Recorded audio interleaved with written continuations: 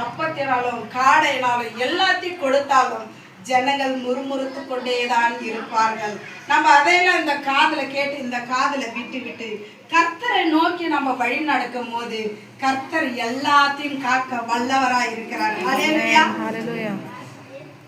எனக்கு தரிசனம் கொடுத்தது பெரிதான ஆத்துமாக்கள்.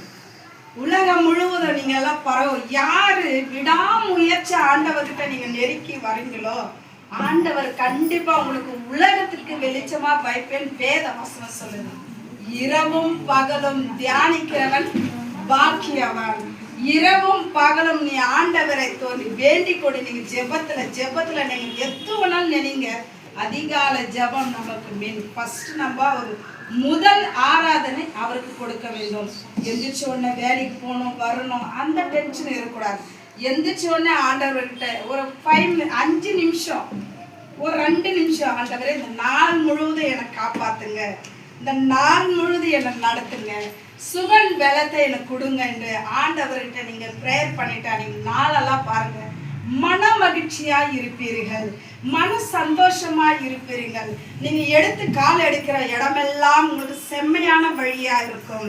யாரை நம்பி நீங்க போகலாம். ஆண்டவரை நீங்க எந்திரிச்சு இந்த காலை எடுத்து வைத்து இந்த ஏரியால போகும்போது உங்களுக்கு நல்லதாவே தெரியும். அதுக்கு என்ன பண்ண உங்களுக்கு ஃபர்ஸ்ட் என்ன பண்ண வேண்டும்? எந்திரிச்சு உடனே உங்களுக்கு ஜெபம் தேவை. ஜெபம் இருந்தால்தான் வாழ்க்கை நல்லா இருக்கும்.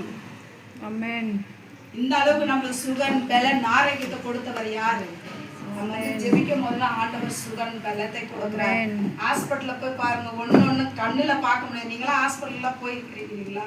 கண்ணுல பார்க்க முடியாது.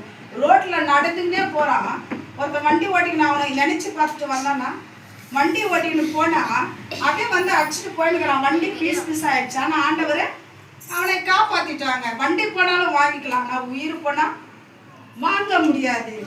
எனக்கு இந்த ஃபோன் வந்து எல்லார்கிட்டையும் வாங்குறப்போ எனக்கு ஒரு டைம் உஷா வந்தால் எனக்கு ஒன்றும் ஃபோன் வச்சுக்கிறவங்க வந்தால் எனக்கு ஒன்றும் பிரச்சனை இல்லை.